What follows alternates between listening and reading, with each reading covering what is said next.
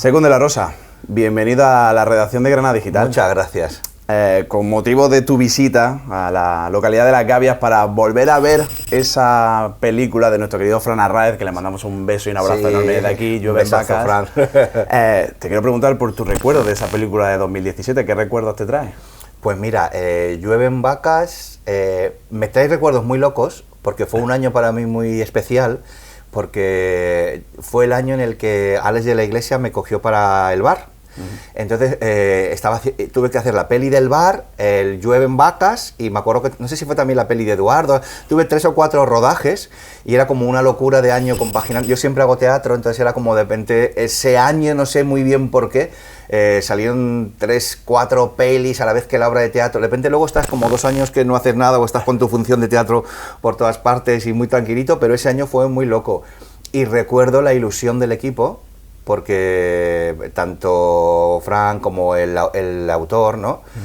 Carlos B., como todo el equipo, Mónica Regueiro, era una película independiente, rodada con mucho mimo y con mucho cariño, y recuerdo sobre todo eso. Y bueno, aparte del tema, que era interesantísimo y creo que se adelantó un poco a lo que se vería después, el regalo que me hizo Fran Arráez de juntarme con Laia Marul, que es una de las actrices que yo más admiro, y de darme un papel muy diferente, porque en este caso el personaje, como vamos a decir, el malo, ¿no?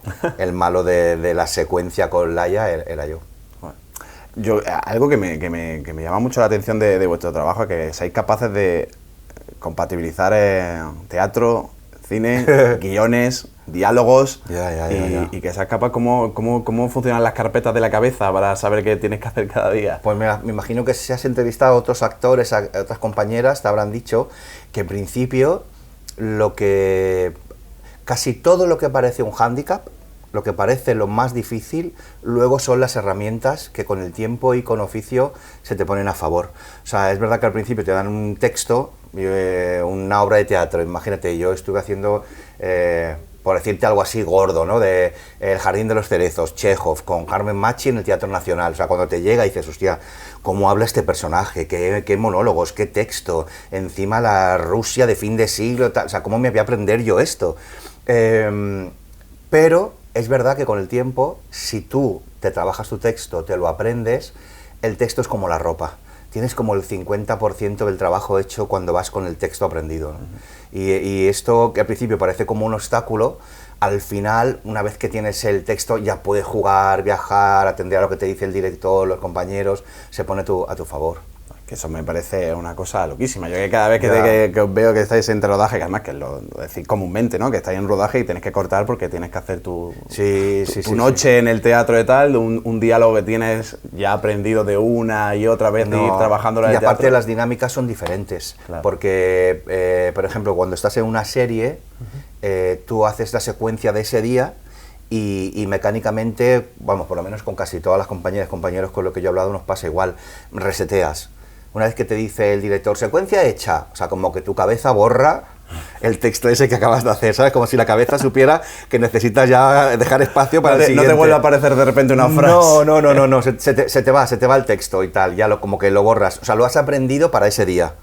Y en cine es una mezcla, porque en cine se suele atender, hay como otro tipo de verdad, hay muchos directores que quieren el texto, pero el texto que suene muy verídico, entonces lo haces más tuyo, lo masticas, es como que te lo sabes, pero esperas a los hallazgos del último momento, entonces estás con ese vértigo de me lo sé y no me lo sé, pero quieren verdad, entonces, a no ser que sean cosas muy concretas.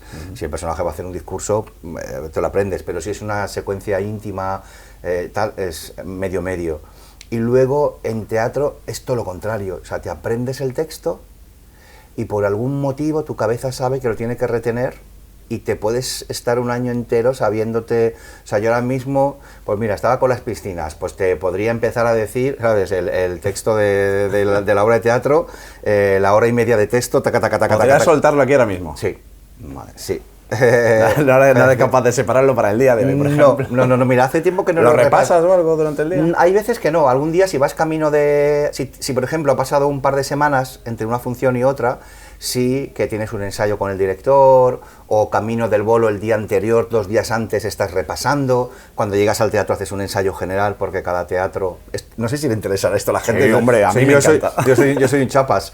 A cada teatro en el que vas, como es diferente, aparte del texto, claro, tienes otra... O sea, que no es solo el texto. A lo mejor hay otra disposición, a lo mejor, por el cómo es de grande o de pequeño, entiendo. En el teatro, de repente, mira, pues si esto fuera la función hoy, a lo mejor la marca en el Teatro Arriaga de Bilbao, la marca sería aquí, porque está el público y el foco, pero a lo mejor en un teatro aquí en Granada, la marca es allí. Y no se puede entrar por el foso porque este teatro no tiene foso, o el otro no tiene tal, o aquello no tiene cual, o la escenografía no llega aquí, o hay teatros que tienen 4 varas y otros que tienen 3, otro que tiene 1, uno que no tiene foso, otro que tiene proscenio, entonces va a variar. Nunca podemos saber las marcas exactas, entonces cada teatro tiene su ensayo también. Todo esto lo controlas porque no solo eres actor de teatro, ni intérprete, no. Es que también estás metido en la dirección. Antes cuando decías, pues a lo mejor tenemos una sesión en la que hablo con el director o hacemos un ensayo. Cuando el director eres tú mismo, ¿cómo lo gestionas? Pues fíjate... ¿Eres duro contigo mismo como...? Sí, soy duro porque tengo un equipo que... O sea, trabajo con una gente en la compañía... Cuando yo, normalmente... Pues si me dirige un director o una directora, que tengo esa suerte que me suelen llamar gente que admiro mucho, a lo que me digan. Pero cuando escribo una obra y la montamos entre nosotros, sí que... pues fíjate, lo que hago es un poco dejar el ego al lado y ponerme en función de lo que queremos contar con la obra. Porque en ese sentido... sería muy traicionero para mí, o sería un tipo de actor que no me lo pide el cuerpo, de decir, bueno, pues como el público está esperando pasárselo bien, aquí voy a meter esto y esto y esto, o como vamos a hacer esto, lo hago por allí. No, intento que el texto ya esté, respetar ese texto como si lo hubiera escrito otro compañero o otro autor, y pues entre Iván del Álamo, Nacho Mateos o Natalie Pinó, que es un poco gente que trabaja conmigo mucho, respetamos el texto.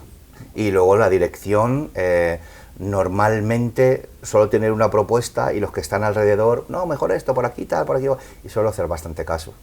Es que a mí me encanta hacer todo este tipo de preguntas porque el mundo que conocemos es obvio, hay cosas que son obvias que podemos conocer al veros, pero hay otras cosas que no conocemos. Entonces, por ejemplo, en una obra que es tuya, escrita por ti, dirigida por ti, con ese ego, ese trabajo con los compañeros, tú estás encima del escenario porque encima estás interpretando. Claro. Y estás viendo los ojos de la gente, estás viendo la reacción un poco, ¿no? Exacto. ¿Y cómo vives eso también? Pues mira, en el caso de que fuera, que ya te digo que no es mi caso, porque yo no funciono tanto como... hay algo, por ejemplo, los actores cómicos que hacen monólogo de la comedia, sí, está más pendiente del público, más ¿no? Parecido a los cantantes, que lo que se venden son ellos. Tú vas a ver a Beyoncé o a Becky G o a Bruce Springsteen, da igual, y si vas a ver un teatro de comedia, vas a ver a este humorista o cómico del momento que quieres su versión de él que te hace reír. En mi caso, como son obras de teatro, por una parte voy más protegido, entre comillas, porque respeto mucho lo que le ocurre al personaje. Entonces voy al personaje, al darse cuenta del personaje, a lo que el personaje cuenta, a lo que quiere el personaje. Entonces es lo que te digo, de dejar un poco el ego al lado, porque a lo mejor a mí me saldría intentar divertir más o emocionar más, o irme a lo fácil, o quitar la parte que a mí a lo mejor no me puede salir tanto, pero creo que en mi método de trabajo o lo que a mí me gusta pasa por arriesgar y por mejorar en cada función. Y por hacer ese tipo de teatro que tiene que ver más con la dramaturgia. No es mal planteamiento, ¿eh? No, creo que no es mal planteamiento. Creo que es llevarlo bien. Ya llevamos un rato hablando, pero sí. ¿Cómo está Secund de la Rosa a estas alturas del año 2025, con el verano recién terminado? Pues ¿cómo estamos? Creo que bien. Creo que ha sido un año, por lo que llevamos hasta ahora, vamos a tocar madera, ¿vale? Muy especial. Me ha pillado muy por sorpresa las cosas buenas que han ocurrido este año. Fíjate, me tomo más por sorpresa lo que llega bueno que no, que lo que llega malo. Esa también es buena filosofía de vida, ¿eh? Joder, lo que llega malo podía decir, hostia, qué sorpresa, no me lo merezco, pero bueno, cuando te llega algo más jodido, dices, pues mira, yo estuve, un poco por explicar este año, ¿no? En el año 2021, hace 5 años, dirigí mi primera película, me pilló todo el momento del COVID, que tuvimos que retomar la peli, y luego estrenar con un tiempo de retraso, y luego volver a arrancar, porque hubo este parón de tal, que fue cuando yo empecé a hacer una función de teatro escrita por mí y otra para una compañera. Entonces, bueno, sí que me pillaron un par de años como de, ostras, parece como que después de 20 años de oficio hay que empezar de cero. Luego lo relativizas porque dices, bueno, es lo que le ha pasado a todo el mundo. Es que el COVID nos paró a todos. El que no tenía un comercio, una tienda, un negocio, tal, nos pasó a todos. Por eso que después de esos 2 años más complicados me hayan llamado para 3, 4 pelis o para una serie que funciona muy bien y para otra y tal, pues me lo tomo como una sorpresa, decir, ojalá, qué bien, nunca sabes, te crees que, ¿no? Que ya estás como en un punto de, bueno, pues nada, pues así, ya está, ¿no? Poco a poco, y de repente vuelve a llegarte otra ola. Los actores estamos así, es como que no hay que confiarse. Pero tienes algo curioso porque en otras entrevistas has hablado de que no eres carne de casting. Has dicho que no cuando empezaste en todo esto, como bien has dicho, 20 años ya para atrás, no eres carne de casting, sino que, oye, pues han ido surgiendo esas oportunidades, has ido también a por ellas. ¿Y qué diferencia hay? ¿Cuándo te das cuenta de que de verdad estás siendo alguien interesante para los cineastas españoles que quieren contar contigo? ¿Cuándo realmente notas que...? Pues yo creo que es un poco esto que te decía antes, de que cuando monto una obra de teatro, de repente, da igual, Disco del Cristal, Los años rápidos, Las piscinas de la Barceloneta, qué quiero contar, qué voy a contar, sobre todo también desde un sitio de cómo me gustan esta compañera, este compañero, vamos a montar algo juntos, tal, o mi época de Radio Rada, Caracalba, o con la compañía Animalario, o la compañía Shakespeare, o sea, ha sido toda una vida dedicada al teatro, ¿vale? Ha sido toda una vida, ya suena un poquito Nuria Esper, pero bueno, sí, es como que... ya has hecho tu camino. Ya he hecho un poquito de camino, vamos a decir que estamos todos de ida todavía, pero ya hay un poco de recorrido, ¿no? Y entonces sí que creo que lo que en principio podía ser una cosa dificultosa, de, yo qué sé, te sale una serie de televisión, la gente te conoce más, pues voy a aprovechar y voy a hacer ahora 20 anuncios de espaguetis y 4 Club de la Comedia y voy a hacer mucho el Tony Colmenero. No, a mí no me salía eso. Me gusta escribir, me gusta montar obras, me gusta contar historias, me nace, vengo de una escuela de teatro, de un universo que me nace vivir el teatro y el arte desde otro sitio que es más de investigación y de disfrute, ni mejor ni peor, diferente. No he tenido esa capacidad de, venga, voy a aprovecharlo, tal, sino desde otro sitio.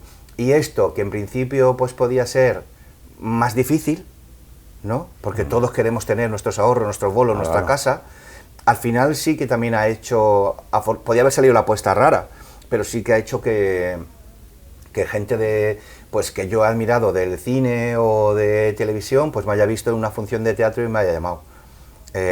Me siguen haciendo pruebas, no soy carne de casting, pero por ejemplo, para Superstar, Eva y Yolanda, que les agradeceré siempre, porque es lo que te digo, que yo venía de a ver quién va a contar conmigo ahora después del COVID y todo esto.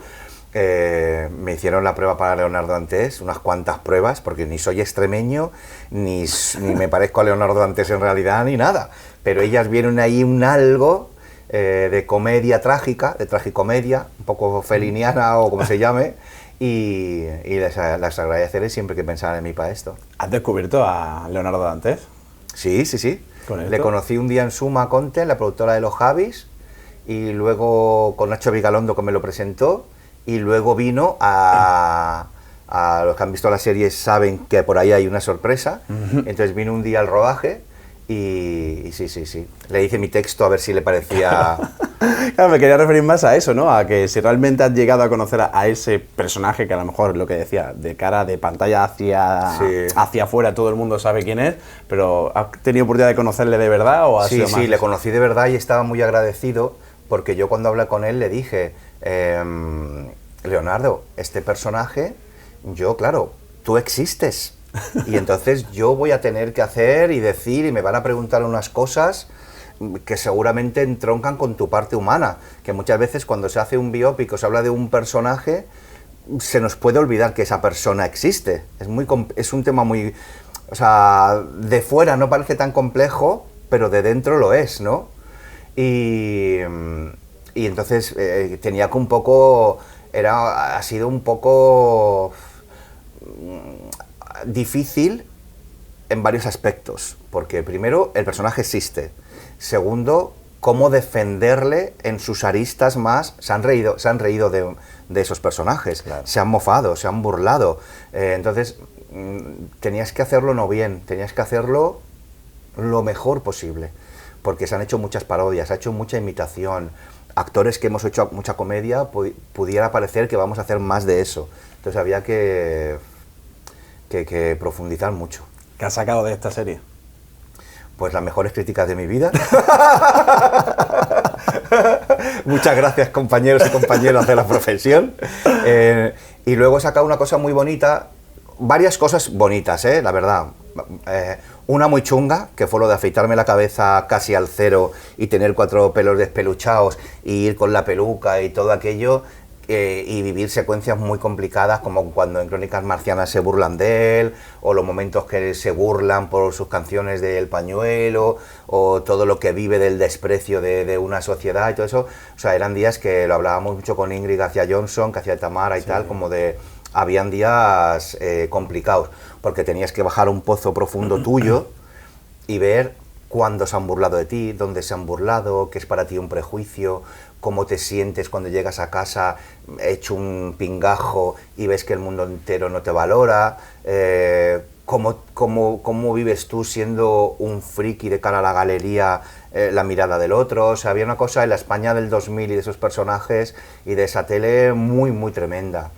Luego era muy complicado porque yo hacía Leonardo y Leonardos, que era como él y su conciencia. Sí. Y entonces ahí, primo, yo creo que ha sido unas experiencias profesionales más arriesgadas, porque tú lo das todo en un plano general, medio, corto, primer plano, y cuando te crees que ya lo has dado todo, dicen, no, vamos al contra. Y ¿sabes? A mí había veces que se me había olvidado, digo, hostia, que los contras también los hago yo. Claro, es que no está la otra compañera, el otro compañero, tengo que hacer yo ahora Leonardos. Y ahí ya estás seco. Es como tú, imagínate, no sé, sí, que hacer, te dedicas todo el día a hacer todos los artículos, el reportaje, lo otro y tal, y cuando acabas de todo exhausto, que te vas a descansar, dices, no, te queda la contraportada, toda, como... Sí, ha sido complicado. Pero luego... Es verdad que ha sido muy gratificante hacer Leonardo, porque he aprendido muchísimo. Otro gran reto que ha dado y que ha visto la luz en este año 2025 es esa película, El funeral de muerte, de risa, un remake de una obra británica que ha pasado por los Estados Unidos, que ha llegado a España. Y que también, eso yo creo que es otro gran reto, ¿no? Porque al final es una película que yo creo que para la gente que conoce la original, la versión inglesa está en unos estándares muy altos de la comedia. Sí. Y qué difícil también tiene que ser afrontar todo eso, desde el director hasta todos los actores, porque seguramente existe ese miedo al agravio comparativo. Sí, porque aparte del agravio comparativo, que la versión inglesa es brutal, y fue la referencia... Y en su momento gustó tanto, quiero decir que si fuera una película inglesa que ha gustado mucho allí y aquí no conocemos, bueno, pero es que la inglesa está, o sea, tú te pones un día la tele y te la pueden dar cualquier día ¿sabes? En el canal Comedia. Claro. Y la referencia es muy, muy, muy notoria y los actores ingleses son maravillosos. Y entonces un poco aquí también teníamos esta cosa de versión española y también tenemos bastante prejuicio con nuestro propio humor, porque parece que enseguida nos disparamos, ¿no? Esta cosa de que los ingleses con la mirada te dicen ven y los españoles tenemos que hacer como ven. Sí. Entonces, teníamos este prejuicio con nosotros mismos que también me parece un poco a veces exagerado, porque cada universo tiene su costumbrismo, su manera de hacer, y aquí sí que se quería hacer una comedia, entre comillas, más de personaje, defender más los personajes. Y entonces yo venía de Superstar, venía un poquillo ahí entrenado, creo, y lo encaré desde ahí, ¿no? Desde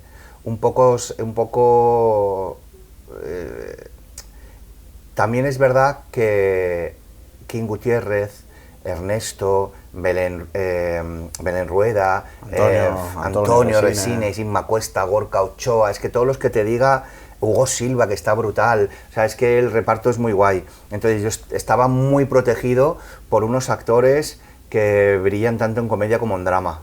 Entonces me quité esa mochila de ser un actor de reparto que ha hecho durante mucho tiempo el amigo de no sé cuántos de, y que en esas secuencias que te dan, lo que quiere el director o la directora es que tú estés muy arriba y mucha comedia, y creo que he sido muy afortunado de entrar en el mundo de cine desde un sitio que me podía haber quedado ahí, y a costa de esfuerzo, no sé si todavía lo he conseguido del todo, pero a costa de esfuerzo y de quitarme esta mochila, me voy permitiendo también darme mi espacio para que hacer los personajes desde otra profundidad y de otro sitio. Cuando es algo que ya está hecho, cuando ya sabes lo que va a suceder, lo que va a pasar, ¿cuántas veces has visto las escenas del personaje al que tú interpretas? ¿Cuántas veces has visto esa escena? Pues mira, no lo he visto mucho para no condicionarme. ¿No te has querido condicionar? No, pero sí que recuerdo que cuando lo vi, el actor me flipa, todos, los actores ingleses me flipan, los españoles también, pero sí que me quedé tranquilo porque muchas veces nos pensamos que por esta cosa como de Shakespeare, Globe Shakespeare, era Ian McKellen, Helen Mirren, nos vemos como no, los tenemos ahí como en un pedestal, pero yo vi que ellos cuando hacen comedia, por lo menos en estas pelis y tal y cual, bueno, no me vi muy alejado de la comedia inglesa, no me vi muy alejado. Una cosa es lo que te pidan para una película y otra cosa es lo que tú harías. Muchas veces haces más lo que te piden porque piden eso que lo que tú harías. Si me dicen a mí qué es lo que yo haría, no me vi muy alejado y me quedé bastante tranquilo con el perfil del personaje. De hecho, creo que él a veces en Inglaterra es más exagerado cuando va conduciendo y se vuelve loco. Aquí salió un poquito, estábamos en Donosti, me salió un poquito el vasco comedido. Y no, me quedé bastante tranquilo, la verdad. Y luego Gómez Pereira también es un director que viene de una comedia elegantona de los 80-90, y entonces él también venía muy sabiendo que quería hilar fino también. Y ahora pasamos de algo que ya existe a algo que se va a resucitar. Sí. O sea, es que vamos a darle el giro al todo. Tenemos que hablar de ese proyecto que va a tener una tercera fase, una tercera cara. Sí. Está el lado de la cama, los dos lados de la cama y ahora todos los lados de la cama. Todos los lados de la cama. O sea, otro gran reto, ¿no? Porque al final es algo que yo creo que en el subconsciente de toda la gente que fue al cine a ver esas dos películas tiene un recuerdo muy grato. Sí. Todos habéis evolucionado en vuestras distintas carreras de distintas maneras y os reencontráis para otra película que no existe ese miedo de decir, sí estaba bien como estaba. Sí, estaba bien como estaba. Fíjate que yo tenía la fantasía de hacer la segunda parte de Días de Fútbol. Anda. Yo cuando me encontraba con el Dire o allí cuando vas a Telecinco, que de repente, se puede decir Telecinco, ¿no? Sí, hombre, por supuesto, ¿no? Claro que sí. Cuando vamos a tal y de repente en los pasillos tienen las películas que les han funcionado muy bien a ellos y guardan ahí como el recuerdo de yo qué sé, A la Triste, Mar Adentro y tal, y siempre veo cuando voy allí a alguna entrevista o algo, Días de Fútbol. Sí que me parecía que Días de Fútbol tenía una segunda parte muy curiosa, a lo antes del anochecer, ¿no? Antes del amanecer, antes del anochecer, digo, ¿cómo serían estos personajes, aquellos treintañeros frustrados, veinteañeros, treintañeros, ahora ya cincuentones o cuarentones y tal? Y que yo la llamaría Tardes de Fútbol. Y luego ya hacer con 60 años noches de fútbol. ¿No? Ya jubilados ellos ahí todavía jugando. Creo que pensaba que era una segunda parte muy chula. No, se ha hecho la del otro lado de la cama. O sea, nunca me lo imaginaba no pensé que tendría no es una tercera parte ni tal, es más bien como no sé, un reboot o una cosa así como una especie de medio spin-off y tal, porque los protagonistas no, o sea, el protagonista es la pareja formada por Ernesto y Pilar, que se casan supuestamente y vamos descubriendo a los demás personajes. Sigue siendo musical, con canciones, y bueno, es muy graciosa porque volvemos a estar todos los personajes, Willy Toledo, el niño melón, Alberto San Juan, con sus pintas al límite, el mío, el de Natalia Berbeque, el de María Esteve, todo, y con la cosa así graciosa que ahora todos ellos, o casi todos ellos, han tenido hijos. El mundo ha cambiado mucho y lo que hace 20 y tantos años era como muy loco que Ernesto y Willy, para hacer un poco la broma, porque las chicas han hecho las modernas, ellos hagan los bisexuales y se den un pico, y, la película todo el mundo flipa porque se han dado un pico, era como, aparte les faltaba cómo hacer así. Ahora los hijos son todos no binarios, bisexuales, no sé qué, y la gracia está un poco en eso. O sea, la película... No se puede hacer un poco spoiler. La película, el hijo de... Empieza porque es el primer minuto. El hijo de Ernesto es gay, pero en un campamento conoce a una chica y se enamora. Entonces Ernesto flipa, que ya estaba como feliz de que su hijo fuera gay. Ahora se le hace hetero y es un poco... Eso es el problema. Ese es el problema, es la locura de... Pero vamos a ver. Y ahí arranca la peli como siguiendo con estas estelas de los guiones del otro lado de la cama, como de hacer de mucha broma, de nunca sabes quién se va a enamorar de quién va a estar con quién, ¿no? Que es lo que está por venir, Secu, porque ahora mismo, como has dicho, es en 2025, plagado de cosas, Sí. La gente todo el rato con eso, si va a volver a dirigir una película, si vas a volver a enfrentarte a ese reto, que ya decía que es un largo periodo para trabajar en una película, y viendo lo metódico que eres, me da que necesitas mucho tiempo para hacerla. ¿Cómo va todo eso? Sí, pues mira, ahora es curioso porque es como si la vida hubiera querido como... No te digo abrir un camino y cerrar otro y tal, ¿no? Pero, por ejemplo, Todos los lados de la cama, yo creo que fue de las primeras pelis en las que tuve unas sesiones y se hace esta. Superstar no deja de ser revisitar el año 2000 o el final de los 90 cuando yo empecé y de repente hacer ahora de esos personajes. Y hemos hecho la peli de Aida también, o sea que ha sido como un volver otra vez ahí, ahora dirigida por Paco. No, o sea, es como la visión de Paco León de Aida, que creo que va a sorprender muchísimo la peli. Yo estoy seguro que ha hecho una peli muy bonita. Y entonces es un poco como haber cogido cosas de los inicios y como hacer ahí otro giro. Es muy curioso este año. Y me gustaría volver a dirigir, pero es lo que te digo, que hacer una peli como director pues puede llevarte 2, 3, 4 años, y hay directores maravillosos que luchan muchísimo. Yo no tengo tanto como de actor que se ha pasado a director, porque yo empecé mi carrera de actor dirigiendo teatro, entonces llevo como 25 años dirigiendo teatro, desde que dirigí Bola de Sebo, la primera obra de Animalario, pues fíjate, tenía yo 22 años y mis compis igual, 20añeros, y he dirigido muchísimo teatro, he dirigido capítulos de series que he pedido, ay, ¿me dejáis dirigir un capítulo? Y entonces, bueno, me siento como que era el camino. Me gustaría hacer una segunda peli y me estoy pensando la manera de hacerla que fuera personal y no me llevara toda esta escala ¿sabes? De que el camino sea tan largo y poder compaginarlo con el trabajo de actor, que de las cosas que me están surgiendo ahora que son muy bonitas. Si vamos para atrás a eso, hace 20 y pico años, cuando empezaste allí, lejos, en Barcelona, con ese deseo, ¿no? En tu barrio, con ese deseo de viajar, luego que acabaste en Madrid, ¿qué consejo le darías a esa persona? O bien... ¿A mí mismo? Sí. Madre mía, a mí mismo. Es que me daría tantos... Tira. Pues me daría tantos consejos. Pues mira, me diría... que no se toma... Pero fíjate, es que los consejos también luego parecen mentira, pero es lo que luego creo que he escuchado alguna vez, claro. He escuchado alguna vez que si no hubieras cometido esas cosas no estarías tampoco en el lugar que estás. Pero sí me diría a mí mismo que vale la pena el esfuerzo, que vale la pena seguir ese camino que tú consideras... que es el honesto, que es el de trabajar, obra de teatro tras obra, picar piedra, dedicarte a los suyos, a poner todo el foco en el trabajo, que si pones el foco en el trabajo, lo de alrededor llega. Y luego lo que yo consideraba también, pues esto que hablamos al principio, que como que los hándicaps luego se convierten en las virtudes.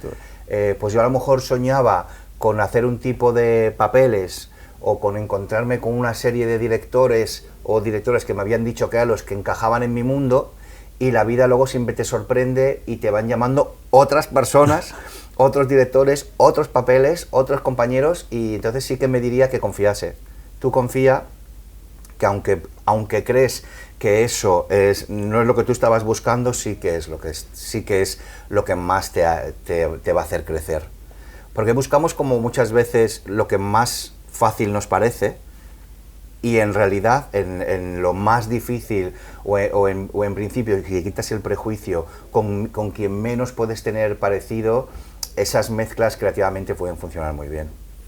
Me parece muy bueno. ¿Qué te parece? Es fantástico. A lo mejor le coges a esa persona de 20 años y dices, ¿qué me está diciendo? Sí, que no, Secund de 20 años no se enteraría de nada. Diría, mira, déjame de cuentos. A mí me gusta, o sea, ni siquiera sé muy bien lo que te he dicho, pero me refiero o sea, en realidad la conclusión sería que está guay que sueñes con tal, pero si por el camino tienes que de repente hacer una obra más pequeña, una sala pequeña, o hacer tus cortos, hacer tu obra tal, que de todo se aprende, de todo se goza, y que está muy bien, que no te comas tanto la cabeza.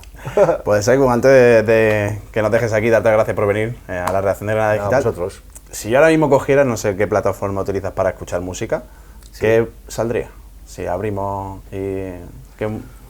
Ostras, es que fíjate, música, me gusta tanto la música, y hay una parte de mí, por ejemplo, mi primera película como director es musical, y lo que tiene de bueno la peli, que fue por lo que funcionó muy bien fuera, es que está en directo. O sea, es de las pocas pelis. Si algún día tienes oportunidad de ver, en Amazon está el cover, búscala, porque toda la música se grabó en vivo. Los planos, contraplano, hay mucho plano secuencia porque era en vivo. Entonces, si saliera mi playlist, pues seguramente saldría la banda sonora del cover, que la tengo ahí como a fuego y mucha gente me la pide, y por ejemplo es la primera película que hizo la Tania, que con Geray Cortés ganaron el año pasado con Tangana. Entonces la Tania sale en mi peli cantando una versión como medio acústica de Los Chichos, la de yo seré tu caballero, tú serás la dama mía, yo llevaré tu pañuelo. Pues es versión así como calmadita. Saldría Los Killers, saldría desde Coldplay hasta melódicos de los 70, 80, es que soy muy ecléctico, es que de repente me puede gustar algo muy, yo que sé, Janis Joplin, y al momento siguiente me puede salir el Jesucristo Superstar de Camilo VI. Es que soy una mezcla muy curiosa. Pues no está nada mal, es buena lista. No, y aparte he nacido en Barcelona, entonces he crecido que en la misma Plaza Real mis padres veían a Serrat y a la otra esquina a Loli Manuel. Entonces de repente tengo así esa mezcla. Qué rico. Pues Secund de la Rosa, mil gracias por estar con nosotros en la redacción de Granada Digital. Vale. A disfrutar de la experiencia y de lo que queda de 2025. Pues gracias a vosotros.